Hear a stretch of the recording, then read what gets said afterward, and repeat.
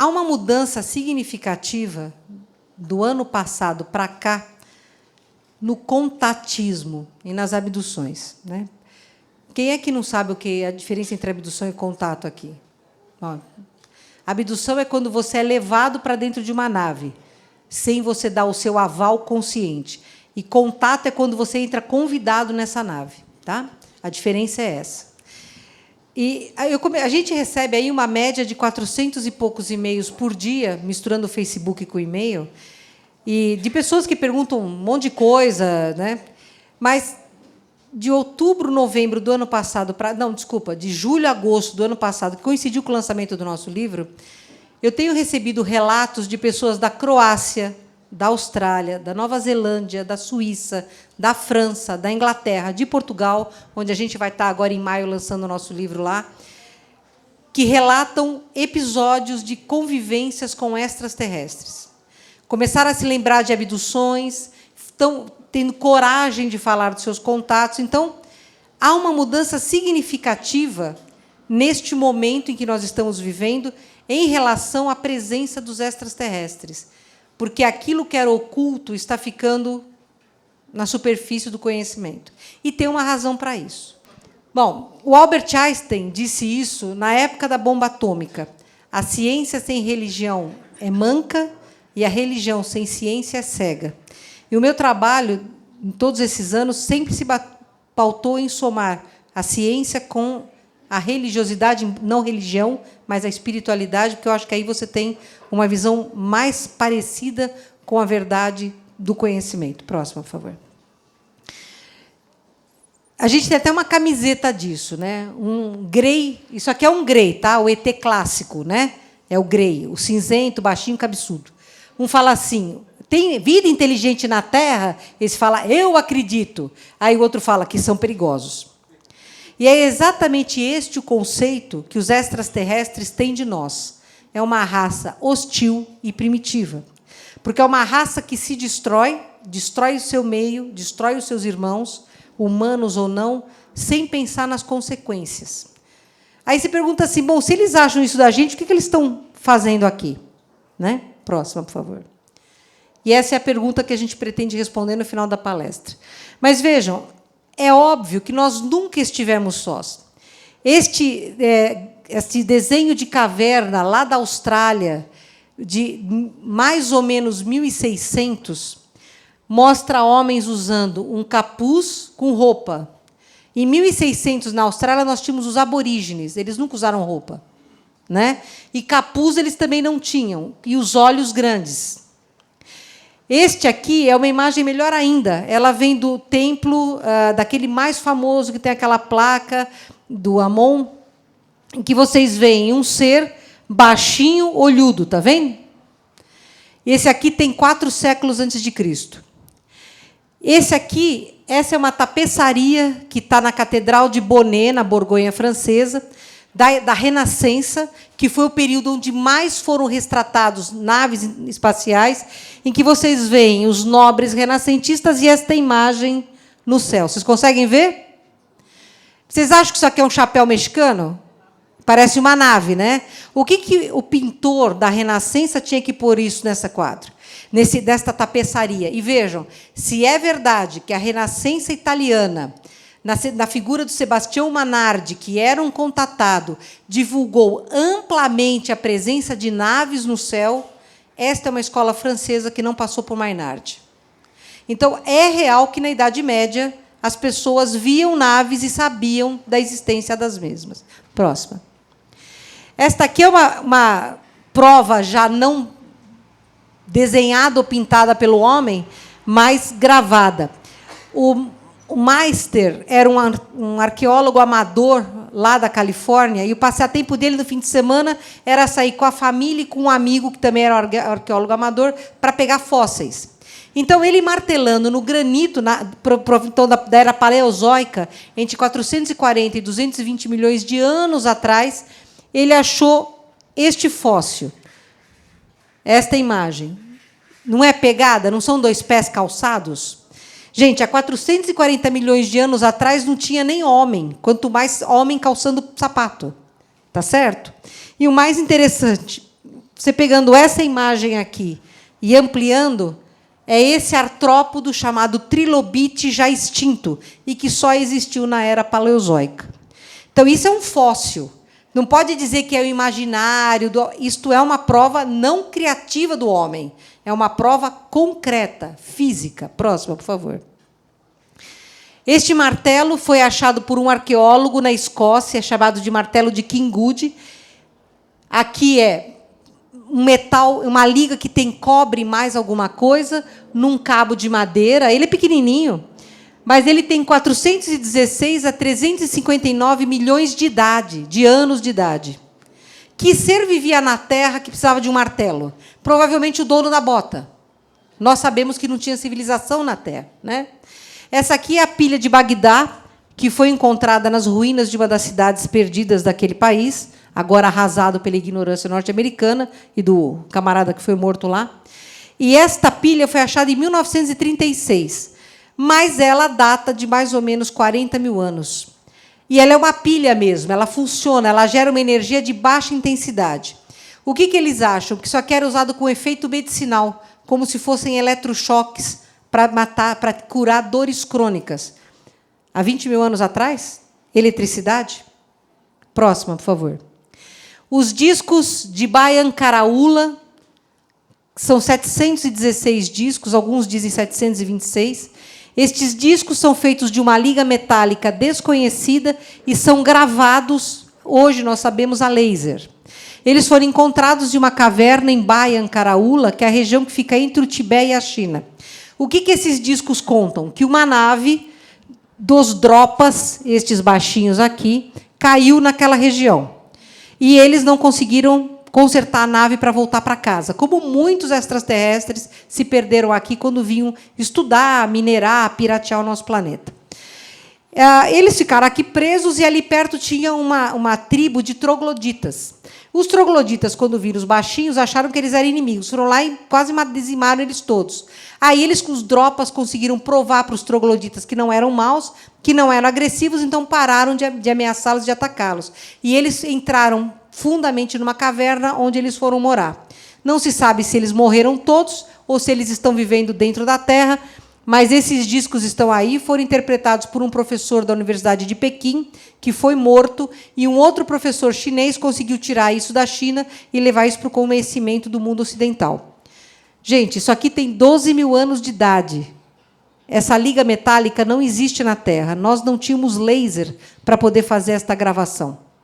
Então, isso aqui é uma prova óbvia que houve seres visitando a gente. Próxima, por favor. Mas essa verdade continua negada. Isso não existe, né? Próxima.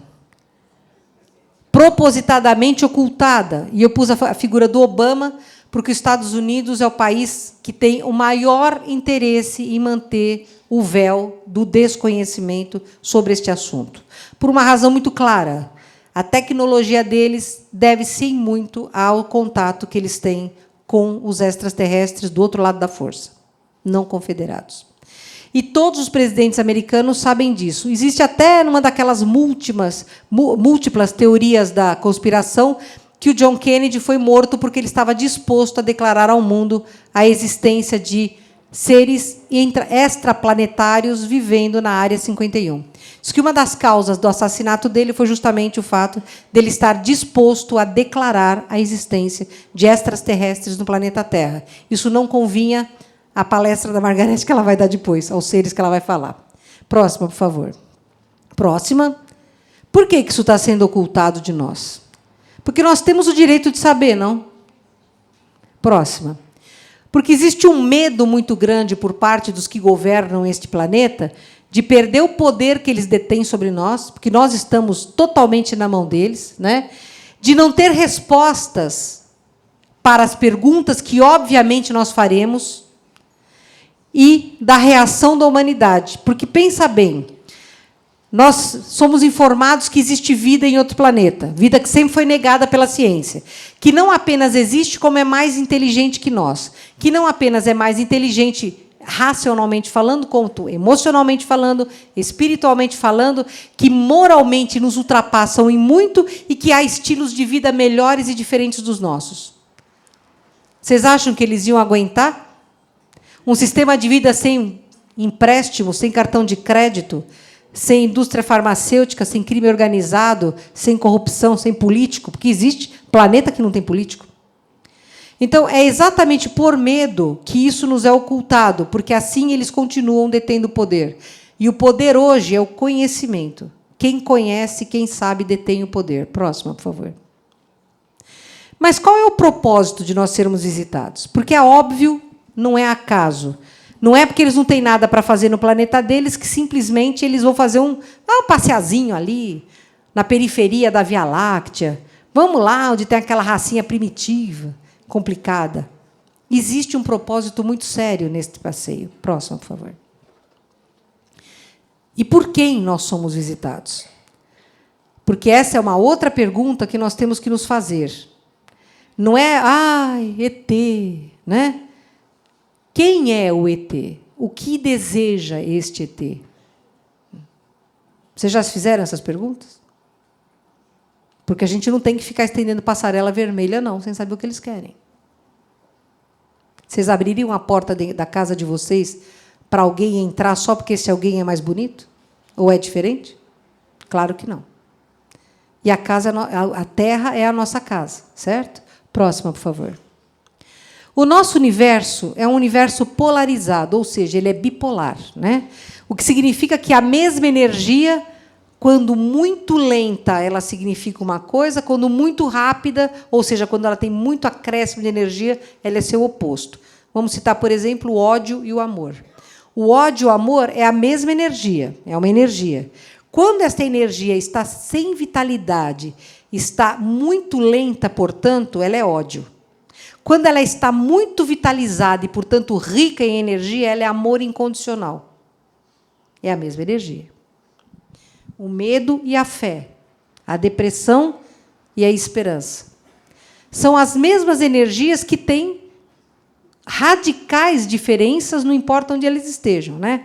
Se nós colocássemos nós mesmos nessa régua do ódio e do amor, que vai de 0 a 100, onde 100 está Jesus, que ama incondicionalmente, e no 0 estão o governo oculto, os draconianos, os magos negros, em que ponto da escala vocês acham que a gente estaria? 50, 30, 40, 10, 9, 8, 7, 5... Olha, com muito boa vontade, no 5.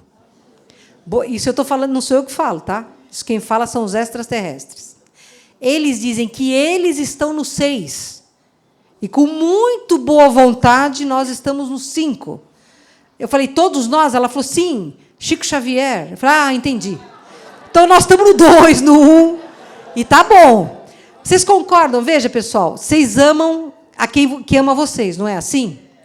Vocês são capazes de amar o seu inimigo? Então, você já está abaixo de 3. É difícil. Aí você ama quem te ama. Você ama quem te ama sem cobrar nada? Então, você está no 2. Vamos parar por aqui para a gente não entrar em depressão. É melhor. Então, por causa que nós estamos num universo polarizado, é óbvio, em tudo existe o bem e o mal. Próxima, por favor. Eles coexistem na forma deste antariano maravilhoso, que eu tive a honra de conhecer recentemente. Os antarianos são extraordinários, são totalmente espiritualizados. Eles são tão etéreos que, para eles se manifestarem aqui, eles têm que condensar o corpo mental abstrato, para vocês terem uma ideia de como eles são. E os draconianos, que é o lado negativo da força, representam o lado negativo da força. Tá? Então, o bem e o mal coexistem neste universo. E é importante que a gente saiba que nosso planeta é um planeta não confederado. Isso significa nós não fazemos parte da Confederação dos Planetas Unidos. E não fazemos parte porque nós somos hostis e primitivos. E porque somos hostis e primitivos, nós não temos defesa da Confederação. Então, aqui, entre o bem e entre o mal. Próxima, por favor. A própria evolução da raça humana já leva a gente a compreender que existe uma clara intervenção genética num determinado momento para mudar a nossa estrutura biológica, né? Vejam bem, vocês sabem que nós éramos primatas, né? A gente era primata, não era? E esses primatas viviam nas grandes árvores que tinham 100 e poucos metros de altura. Aí, isso é o que a ciência fala, tá? Aconteceu um evento X, caiu um meteoro, pegou fogo, alguma coisa. E esses primatas tiveram que descer da árvore, correndo, para sobreviver. Quem eram esses primatas? Os australopitecos. Vejam o crânio deles. É um crâniozinho com carão, não é? Tá certo? Quando eles desceram da árvore e eles não precisavam mais ficar com as mãos ou com os pés agarrando para se manter no topo das árvores, eles começaram a usar a mão para outras coisas. E, neste usar a mão para outra coisa, eles começaram a fazer a oposição do polegar. Quando eu entrei na faculdade de medicina, em 76, eu estou velha mesmo, gente. Fazer o quê? Eles falaram assim: o homem é o único ser que faz a oposição do polegar. Em 95, os gorilas e os chimpanzés começaram a fazer a oposição do polegar. Agora, os orangotangos já estão fazendo e o macaco rhesus também. Evolução. Nós não temos uma prioridade nem disso. Tá? Então, este ser, o Australopithecus, ele demorou 450 milhões de anos para aparecer. Ele apareceu. Dele para o primeiro humano com capacidade mínima de raciocínio se passaram mais de 200 milhões de anos. Quando surgiu o Homo habilis, aquele que começou a quebrar pedra, a fazer instrumento rudimentar, a polir, viviam em conjunto, o líder era o mais forte, eles não faziam distinção entre homem e mulher. Quando acertava, era o multiplicai-vos, quando errava, paciência, porque eles tinham apenas instinto básico, não tinham organização, não tinham língua, não tinham desenho, não tinham arte, não tinham nada. A partir do momento em que o habilis surge, passa mais milhões de anos para que ele evolua para o Homo erectus. Este, sim, já com primórdios de organização social, vivendo em tribo, descobrindo o fogo, descobrindo a roda quadrada, que nem o Bill Gates faz, a roda quadrada que ele lança, cada vez que ele dá um upgrade no programa dele, a bola está quadrada, aí vai, agora é ovalada. Vocês já viram essa piada, não? Então, eu estou contando para vocês a primeira vez. Esse Homo erectus já tem arte, porque ele já começa a percutir instrumentos para produzir sons, e ele já faz desenhos com carvão, desenhos com pedra, com raízes coloridas nas paredes. Este ser já tem família. Ele sabe qual é a fêmea dele e ele sabe qual é a cria dele. Compete à fêmea manter eles alimentados e ele trazer o alimento. A fêmea tem que dar o calor, tem que dar o aconchego. Então, já há uma estrutura. É claro que a gente está falando do ponto de vista biológico, mas espiritual, nós sabemos que no Homo habilis já começa a encarnar a primeira raça humanoide deste planeta, que era etérea e passa a ter as suas primeiras experimentações no Australopithecus, assumindo já um córtex um pouco melhor a partir do habilis. Mas no Homo erectus, já no final deste Homo erectus, quando começa a aparecer o Cro-Magnon, o homem de Neandertal, o homem de Pequim, só para citar os mais famosos, nós já temos encarnando nestes seres os exilados de Capela. Os espíritos mais duros, mais empedernidos no mal, mais rudes na emoção, começam a encarnar no Homo erectus. Mas olha que interessante. Vejam o crânio do erectus. Você ainda tem um crâniozinho para um cabeção, para um carão, não tem? Muito parecido com o símio, ainda de hoje. E, de repente, evolui-se para isto. Salta-se disto para isto rapidamente. É claro que, pelo ritmo em que a evolução planetária estava procedendo, não é possível você acreditar que isso se dá por uma evolução biológica normal. Neste momento, há uma intervenção extraterrestre que cria o Homo sapiens, do qual nós descendemos. Nós somos os sapiens sapiens, que no futuro será conhecido como o tolos tolos, quando o sapiens de verdade vai estar na Terra. Então, percebam a diferença brutal. Olha, aqui o Neandertal já tem um crânio mais parecido com o sapiens, não tem? Nesse Neandertal já está o exilado de Capela.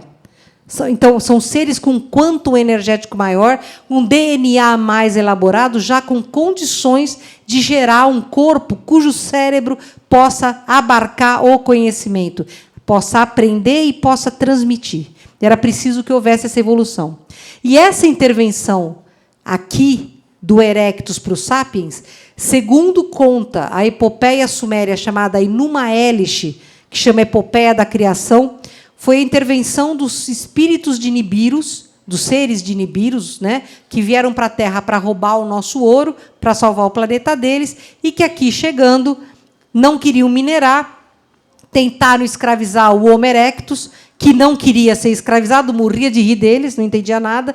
Então, um dos nibiruanos, que era um cientista fantástico, chamado Enki, que era filho do rei Anu, junto com Enlil, que era o comandante militar dessa expedição, ele começa a fazer experimentos somando os espermatozoides dos erectos com os óvulos das nibiruanas, produzindo N híbridos que não deram sucesso, até que surge o Homo sapiens, que tem sucesso.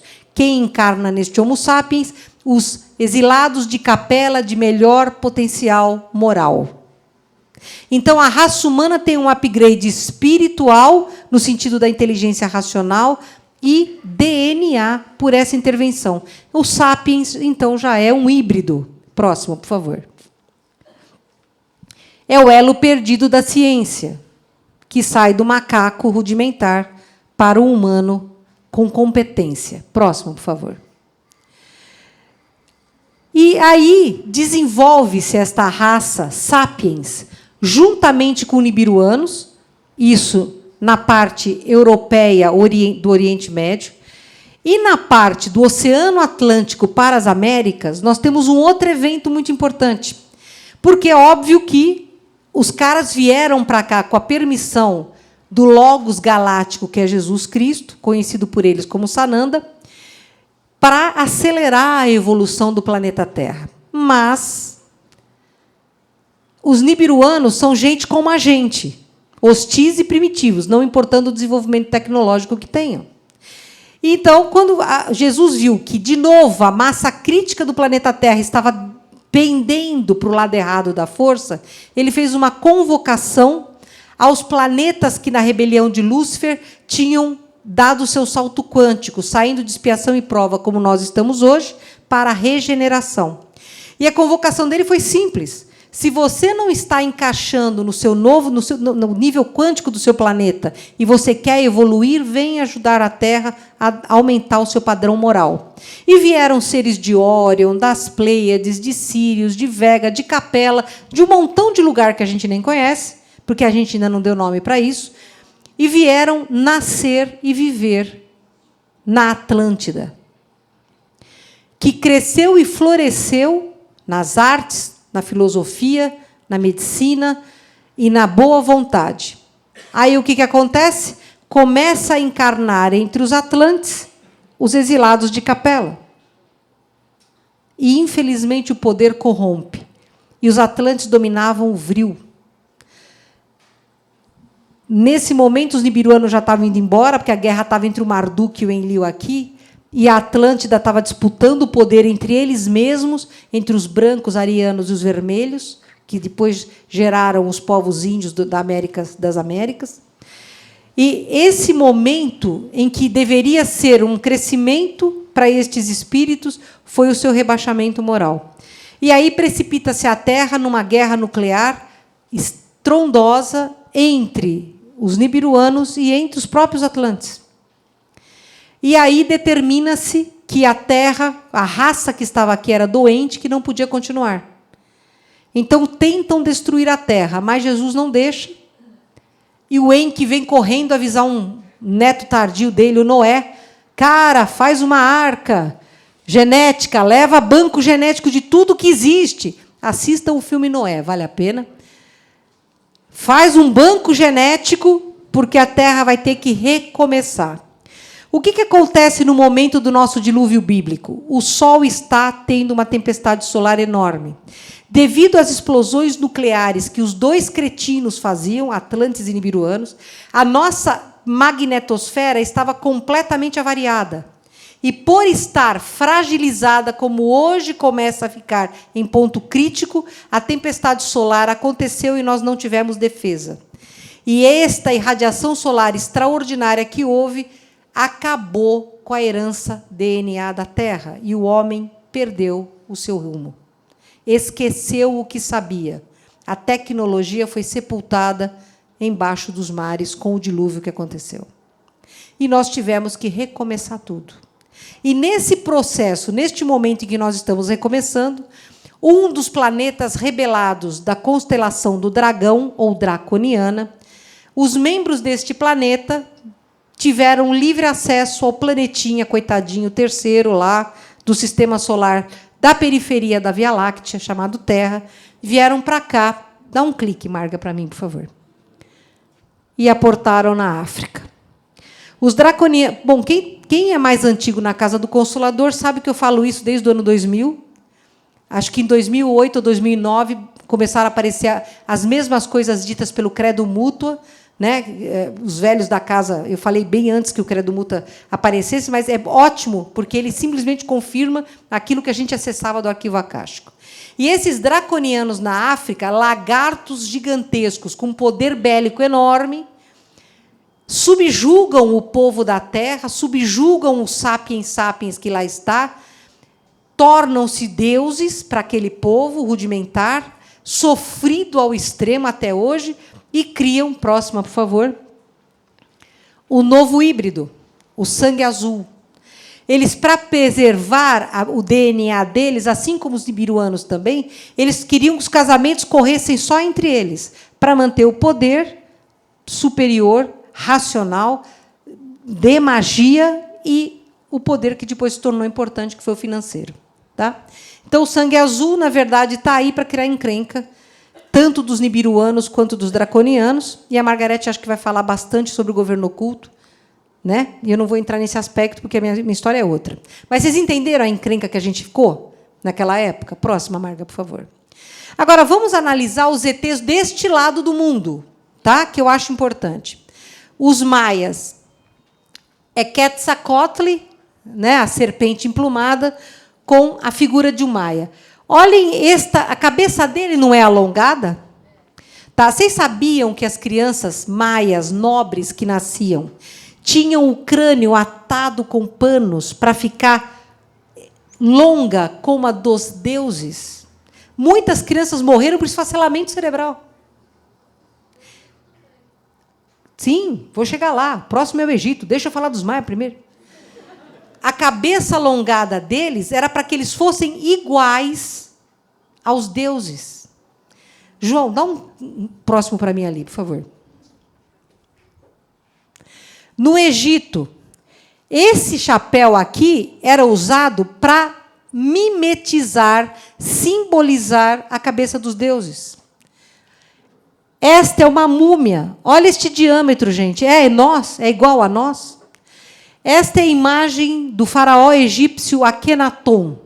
Extraordinário homem, mulher, porque ele é andrógeno, ele tem mama, tem uma barriga batraquiforme, né? Bem, vocês estão vendo ali na fotografia de perfil como ele é bem feminino e masculino. E era por isso que o pai odiava ele. O pai queria um guerreiro, de repente morre o primogênito e fica isto para ser o faraó, que foi exatamente o que o pai falou para ele, né? Só que o Akenaton foi um dos espíritos luminares da Atlântida, ele foi um dos sacerdotes atlantes que sabiam do que ia acontecer, tentou acordar o povo e eles não ouviram. Então, ele faleceu no dilúvio e reencarna no Egito para trazer o quê? O culto, não o culto a um Deus a quem se oferecesse sacrifícios, que era o que os draconianos faziam, que se alimentavam do medo, se alimentavam da dor, da subserviência, mas um Deus que fosse criador pelo amor. O Akhenaton não estava nem aí com a administração do Egito, ele deixou isso para Nefertiti, a esposa dele, considerada a mulher mais linda da época. Ela, sim, um grande comandante, estrategista. Ele queria poesia, música, quadros, literatura, ciência. E ele construiu uma cidade extraordinariamente bela, baseada neste conceito. Mas ele não era perfeito. E, não sendo perfeito, quando os sacerdotes de Amon-Ra, por ódio dele impor o culto a Aton, o Deus único, mataram Nefertiti, ele desceu a escada da perfeição e mandou acabar com todos os sacerdotes de Amon-Ra. Matou quase todos. Como ele não matou quase todos, os que sobreviveram foram lá e acabaram com ele. Né? Mas isso é história antiga. Vejam, aqui está a prova de um ser híbrido. Akhenaton era um ser andrógeno, era um híbrido, formado por tecnologia extraterrestre. Um espírito que veio para fazer a diferença. Se, em vez de ter sido morto, já tivesse sido aceito a existência de um Deus único, um Deus de amor, que ele deu, muito interessante, o nome de Atom, átomo, porque é onde Deus está, em cada átomo. Olha onde ele foi longe, olha a visão deste ser. Hoje nós estaríamos num planeta já de regeneração. O Akhenaton, para quem quer saber, hoje é um comandante estelar, é um dos comandantes do projeto Contato com a Terra. É um ser que a gente tem contato, ele é maravilhoso. Próximo, por favor. De novo, né? O crânio alongado. Próximo.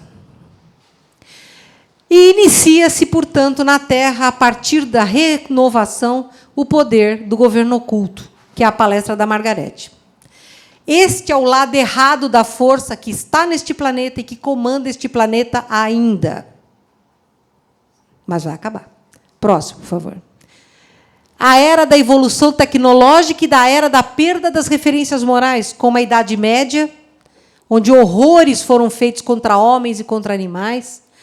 A Revolução Industrial, que dizimou a esperança de crianças e adolescentes que eram colocadas em máquinas aos 5 anos de idade. Quanta vida, quanta inteligência se perdeu e a gente que sobreviveu. A Primeira Guerra Mundial, terrível. A Segunda Guerra Mundial, pior ainda.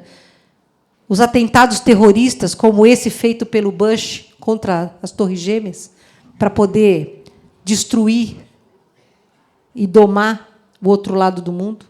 Porque as Torres Gêmeas foram feitas pela CIA, todo mundo já sabe disso hoje, né? Com o Bush comandando. Próxima, por favor. Mas, neste momento pior da humanidade, retorna a Confederação. Por quê? Porque o homem passou a dominar a fusão nuclear, a cisão nuclear. Uma raça hostil e primitiva dominando o átomo. O pessoal de Marte, que está saindo, está começando a reestruturar o seu planeta depois da hecatombe nuclear e que é confederado. E o pessoal de Vênus, que já é um planeta quase feliz, são altamente desenvolvidos lá. Eles chamaram a Confederação e falaram: olha, os priminhos lá descobriram a bomba atômica. Se eles explodirem tudo que eles querem explodir, eles acabam com o sistema solar. Aí a Confederação veio. E veio para oferecer ajuda. E teve em contato, em 1943, com o presidente americano Truman, oferecendo para ele tecnologia de evolução sustentável. Energia sem destruir a Terra, cura das doenças, evolução em todos os sentidos. Mas eles não fizeram uma coisa assim, é só os Estados Unidos que vai ter. Acontece que, um pouco antes, o Truman tinha sido visitado por um outro grupo de extraterrestres, os Greys, que trabalhavam para o governo oculto. E os Greys ofereceram para ele tecnologia e domínio da Terra. Domínio através de armas psicotrônicas, armas biológicas, armas químicas e um poderio militar. Foi a mesma coisa que foi oferecida para os russos e para os chineses e para os alemães. Tá? Os americanos acharam que era só eles que tinham. Mas, em contrapartida, eles queriam o direito de abduzir pessoas, porque eles precisavam estudar. O Truman falou: tudo bem, vocês podem abduzir da fronteira dos Estados Unidos para fora. Eles falaram positivo. Qual é o país que tem o maior número de abduzidos? Estados Unidos. Não dá para confiar nesses carinhas, nos baixinhos, tá? Então, quando a Confederação veio oferecer ajuda, o proposto para a Confederação não dava para os Estados Unidos o domínio. Ele disse não. Eles não aceitaram. Então, a Confederação não pode intervir. Próxima, por favor. Mas o projeto Contato, ele continua seguindo na rota programada porque ele é determinado pelo Logos galáctico, que é Jesus. Nós vamos fazer a transição. Doa a quem doer, aconteça o que acontecer. Dá um cliquezinho para mim. Essa minha DJ, vou te contar um problema. A diretriz primeira é a não interferência. Eles não podem interferir na Terra, a não ser que nós, Terra, pidamos. Aí vocês vão falar assim, mas peraí, eu peço todo dia para eles interferir. Ok, sabe qual é a pedida que eles leem? A massa crítica. O conteúdo energético. A massa crítica que o nosso planeta, que nós humanos, encarnados e desencarnados, produzimos hoje, não gera um convite para a presença deles aqui. Entenderam? Então, não adianta chorar. Você pode pedir, andar de joelhos, ameaçar, nunca mais respirar para ficar roxo. Se nós não atingirmos a massa crítica mínima, por causa da diretriz primeira, eles não podem intervir. O que não significa que eles não venham. Eles não podem intervir a nível planetário, mas eles estão intervindo a nível individual. Próxima, por favor. O projeto Contato implica, primeiro passo, observar a evolução planetária no nível ecobiológico. O que significa? Que eles estão estudando o quantum energético dos minerais, cujo ser mais evoluído é o cristal, dos vegetais, cujo ser mais evoluído é o cogumelo, dos seres animais, e aí eles vão por divisão de reino, né? E o ser mais evoluído da Terra é o Sapiens Sapiens, o comandante planetário. E em como estas diferentes energias se integram, se interrelacionam pelo bem do planeta. Qual a conclusão que eles chegaram até agora? Se tirar o homem, dá tudo certo. Mas eles não podem intervir, o que salva todos nós, certo? Próxima, por favor. Observar a evolução quântica planetária. E aqui é que reside o ponto em que cada um de nós vai fazer a diferença. E já está fazendo a diferença. Por quê? Quando um ser da Terra aumenta o seu nível quântico, ou seja, evolui, a Terra evolui, o sistema solar evolui, a Via Láctea evolui, o universo evolui e Deus aumenta seu quantum. Entenderam isso?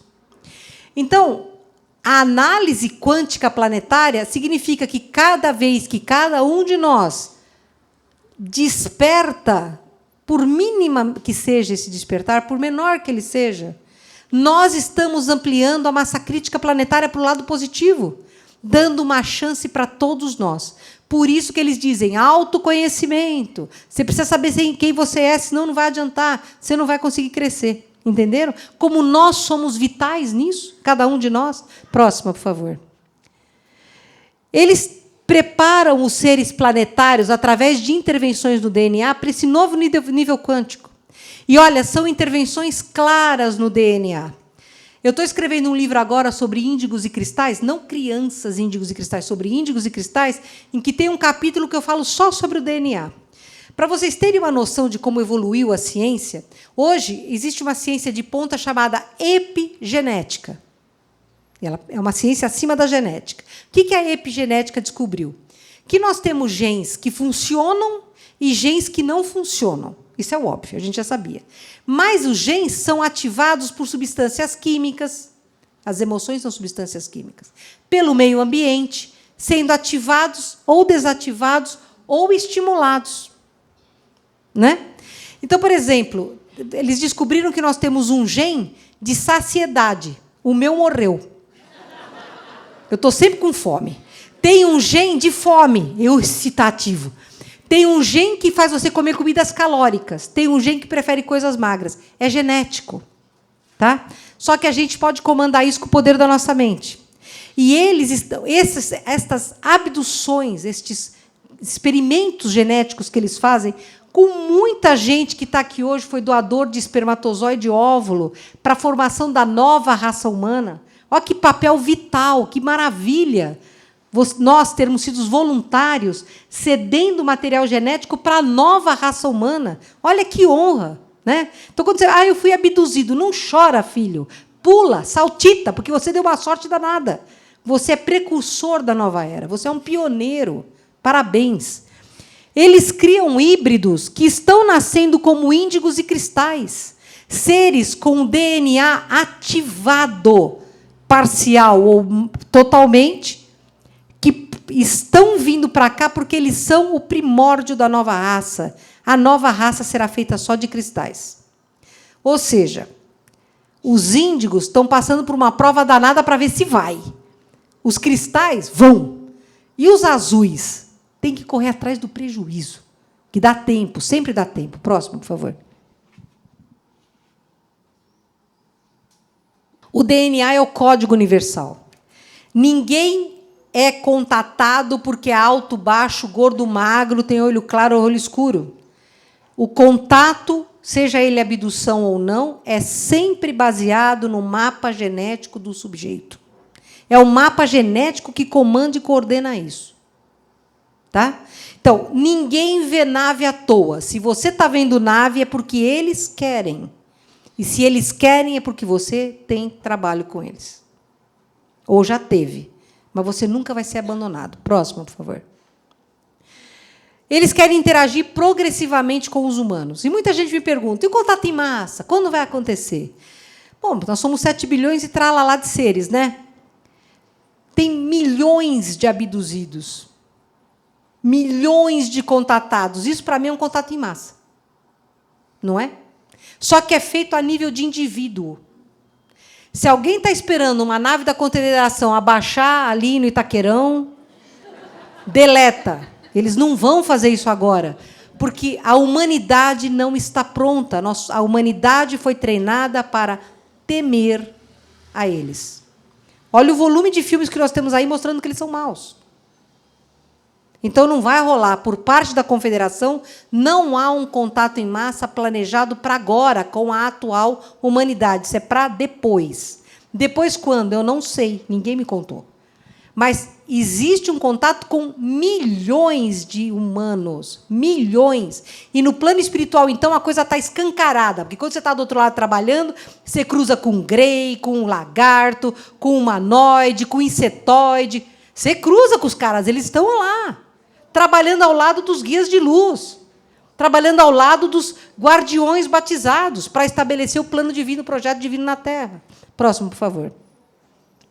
Eles não vieram aqui para resolver os nossos problemas, não. Se solicitados, eles podem, quando muito, nos ajudar a encontrar a solução, porque eles não se colocam na figura paternalista de dar tapinha nas nossas costas. Eles são superiores e nós somos os coitadinhos. Eles olham para nós como irmãos mais novos. É respeito. A diferença é total. O respeito que eles têm por nós, nós não temos. Próxima, por favor. Vamos fugir da ufolatria, o que é errado. A evolução tecnológica é indiretamente proporcional à evolução moral. Logo, um ser que tem uma nave tem que ser santo. Não é. Analisem aqui os países mais evoluídos tecnologicamente. Todo mundo já pensou no mesmo. Moralmente, eles são os melhores? Então, isso aqui é besteira. Quem fala isso está querendo enganar vocês. Tá? Então, toma cuidado. Segundo, todos os ETs são seres do bem. Não é mesmo. Tem muito ET que é horroroso, pior do que humano. Naves virão fazer um resgate em massa. Olha, se eles vêm, eu não tenho passagem, ainda nem passaporte visado. Eu não acredito nisso. Resgate em massa, vão vir os eleitos. Que eleito? Todo mundo é igual, todo mundo é irmão, não existe eleito. Né? Tudo que estamos produzindo é tecnologia extraterrestre. Pessoal, nós também somos inteligentes. Nós também somos criativos, nós também somos filhos de Deus. Vamos dar valor aos nossos cientistas. Porque muita coisa tem sido feita e feita de forma extraordinária. Melhorou muito a vida da Terra graças à ciência. Por mais idiota que seja o conceito de que a ciência é Deus. Mas a gente não pode dizer que tudo vem deles. Então, estes conceitos ligados aos extraterrestres são conceitos absolutamente decrépitos, que não podem mais ser usados neste momento. Próxima, por favor. Mas o que é verdade? A Confederação está presente na Terra, observando e interagindo. Sim, está. E interage individualmente, interage. Os ETs confederados não querem invadir a Terra. Pessoal, pelo amor de Deus, você tem que ser, no mínimo, maluco para querer vir para cá. Fome, miséria, doença, agressividade contra animaizinhos, contra crianças, contra a natureza, contra si próprio. Para quê? Só doido quer invadir isso aqui. A Confederação teme a imaturidade humana com poder nuclear. Teme mesmo. E isso me foi dito pela Sheliana. Se nós entrarmos numa guerra nuclear que ameace o sistema solar, eles vão intervir. E existem provas, o livro Terra Vigiada, lançado recentemente pela UFO, quem quiser entra no site da UFO, pode adquirir, custa 60 e poucos reais, tem quase 400 páginas. Ele fala exatamente do desarmamento de ogivas nucleares nos Estados Unidos, documentado por militares. Terra Vigiada, é um livro fantástico para vocês verem o quanto a Confederação já está mostrando que não veio para cá a passeio. Se pusermos em risco, vai ter intervenção. Não nos veem como seres inferiores, mas como irmãos mais jovens, que eu já expliquei por quê. E a maioria deles já passou pelo período de transição que a gente está passando. Então, eles já foram bobocas, como nós somos. Eles já foram orgulhosos, vaidosos, tolinhos, já foram. Assustados, depressivos, já comeram demais, beberam demais, usaram droga, já foram. Já votaram nas pessoas erradas, já foram. Já tiveram cartão de crédito, sistema financeiro, câncer, já tiveram. Mas eles evoluíram. Por isso que eles nos compreendem, porque nós estamos andando no mesmo caminho que eles andaram. Próxima, por favor. Eles estão aqui de modo ostensivo. Este é o agroglifo de Ipuaçu do ano passado, o mais bonito já feito aqui no Brasil, extremamente rico, é uma espiral ligada a uma ampulheta, cada um que tire a sua conclusão, né? E eles estão nos convidando a participar da família cósmica. Muita gente fala mal do Astaxerra. A revista UFO vai lançar agora uma revista só sobre o Astaxerra. Um dos artigos é meu. Um monte de gente fala que não concorda, um monte de gente concorda. Isso é interessante, vai ser uma edição interessante. A Astaxerra, vocês vão gostar de ler. Aí você fala assim, mas o ET fala de amor, mas o ET fala de fraternidade. Ele fala a mesma coisa que os espíritos falam, então isso não é verdade, não é ET. Espera aí, o que é que a gente tem que aprender para poder viver bem? Não é amor e fraternidade? Ele vai falar do quê, gente? Que o Itaquerão ruiu? Que nós gastamos dinheiro demais fazendo obras de menos? Ele vai falar qual é o ponto, o que está matando a humanidade. Não é a falta de fraternidade? É sobre isso que ele vai falar. É sobre o que ele fala. Então, dizer que uma mensagem canalizada não é de extraterrestre, simplesmente porque ele fala de fraternidade, é apelar para a ignorância, na minha opinião. Eles não dão nada de graça para nós. Nós temos que descobrir, nós temos que compreender, nós temos que criar, usar da nossa inteligência, porque é aí que a gente cresce. Então, agora, nós já começamos a conhecer muito sobre abduções, com trabalhos extraordinários, como o do Buddy Hopkins, do David Jacobs, que falem o que falar. Esse cara tem uma pesquisa como ninguém tem. São 1.400 casos, Marga? 1.400 pessoas abduzidas fizeram trabalho de hipnose ou não com o David Jacobs. É uma casuística para ninguém botar defeito. Né? Aqui, o trabalho que a gente faz, nesses 11 anos de trabalho com os extraterrestres, o que a gente já aprendeu sobre abdução, sobre contato, sobre raças. Então, nós estamos aprendendo. Cada dia, cada vez que nós estamos em contato com eles, nós aprendemos alguma coisa. E nós precisamos nos esforçar para obter as respostas certas. Próxima, por favor. Para eles, tá? Como é que se comporta a humanidade dentro daquele aspecto quântico que eu falei que eles medem? Entre encarnados e desencarnados, nós somos na Terra 25 bilhões de seres hominais. Entre encarnados e desencarnados, tá? 22% desses 25 bilhões estão despertos ou estão despertando. Quer dizer, são espíritos de luz ou são pessoas que estão tentando trabalhar a si próprias, se conhecer, se melhorar, para ser melhor a cada dia que passa. 20% são obtusos, ou seja, são espíritos que não querem o bem, que lutam contra o bem, que não estão nem aí para nada. São o lado oculto da força. Estou terminando. E 58% são adormecidos. São seres que acreditam que o negócio é acordar, ir trabalhar, voltar, tomar banho, jantar, assistir a novela, no fim de semana fazer o churrasquinho na laje, ir beber com os amigos, ir para o shopping comprar coisa, porque eu vivo só para esta encarnação. 58% das pessoas vivem para ter e não para ser. E é esta massa que vai fazer a diferença no final. Entenderam por que nós não temos massa crítica ainda? Suficiente. Né? Mas o que vai acontecer com a gente? Próximo, por favor. Então, a gente sabe pela física quântica que as possibilidades são infinitas. Você está andando numa estrada, você tem o caminho da direita e o da esquerda. Na hora que você escolhe o da esquerda, todas as possibilidades da direita deixam de existir, não deixam? Você pegou o caminho da esquerda. Na esquerda, você tem uma série de possibilidades. Por exemplo, você tem um pé de laranja, de maçã, de pera, de uva, etc. Na hora que você escolhe comer a maçã, as outras possibilidades desaparecem.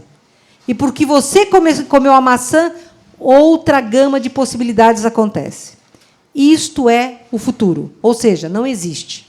Como a Margarete fala nas palestras excelentes dela, o passado é real, ele já aconteceu, uma energia real. E o presente é o que eu estou vivendo agora, então ele é real também. E o futuro? O futuro não existe. O futuro depende da escolha do agora. O futuro é sempre si. Tudo pode. Né? Então, só temos o agora. Agora, o que é interessante disso é que a massa crítica não precisa os 58%, não precisa ser 51% da humanidade, encarnada ou desencarnada, tem que acordar. Porque se isto é verdade para o mal, não é verdade para o bem. Se você ficar num quarto escuro e acender um palito de fósforo, você produz luz? Então, se você acender uma vela, a luz vai durar mais? Se você acender uma lanterna, ela vai durar mais? Se você acender uma lâmpada, ela vai durar mais? Para a luz, basta um palito de fósforo.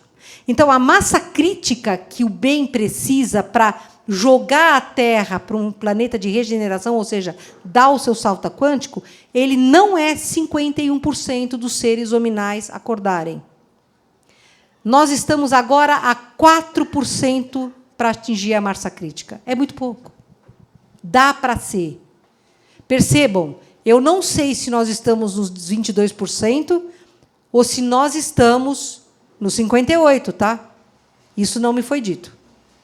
Eles só deram a estatística, eu não tive de coragem de falar assim, eu estou nos 22%, porque se eu escutasse que eu estava nos 58%, eu ia fechar para balanço. Próxima, por favor. O projeto Contato é DNA dependente. Milhões de abduzidos, milhares de contatados. Será que abduzidos e contatados são seres especiais? Será que são eleitos? Não são. E é por isso que vocês se chocam quando eu falo isso. Nós, abduzidos e contatados, somos servidores da atual humanidade. Nós erramos muito para com o coletivo planetário. Nós precisamos corrigir os erros que cometemos. E sermos voluntários nesse projeto é a nossa forma de agir proativamente. Abduzido e contatado não é alguém para ser endeusado. Ele tem que servir o meio. É para isso que ele acorda. Se não, esquece. Todo abduzido que acha que vai ganhar grana, fama e fortuna porque é abduzido, porque é contatado, que acha que é, sei lá, urbanizador, detentor de alguma chave, de alguma porta, essa pessoa não está servindo a luz, está servindo a escuridão, é óbvio.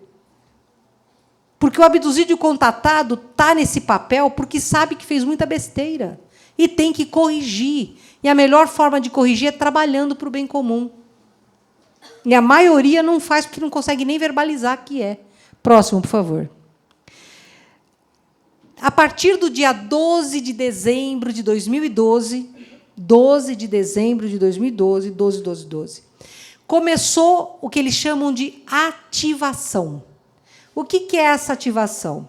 São ondas de alta frequência que vêm através de músicas. Os CDs da Margareth todos estão com esta psicotronia de ativação, de DNA, de contatados e abduzidos e pessoas que estão buscando a libertação pelo autoconhecimento e por atuarem em prol do bem maior, para que sejam ativos trabalhadores para se atingir os 4% que faltam.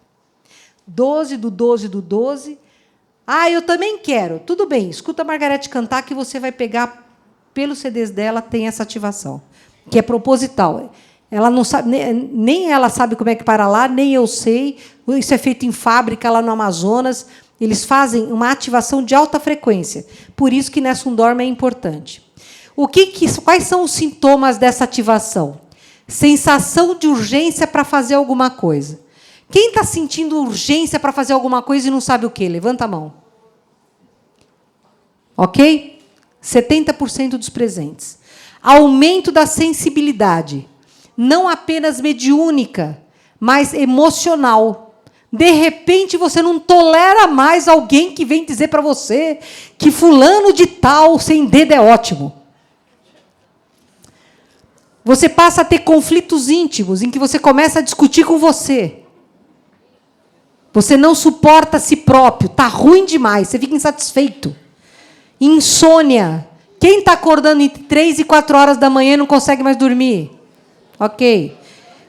Insatisfação. Quem anda insatisfeito?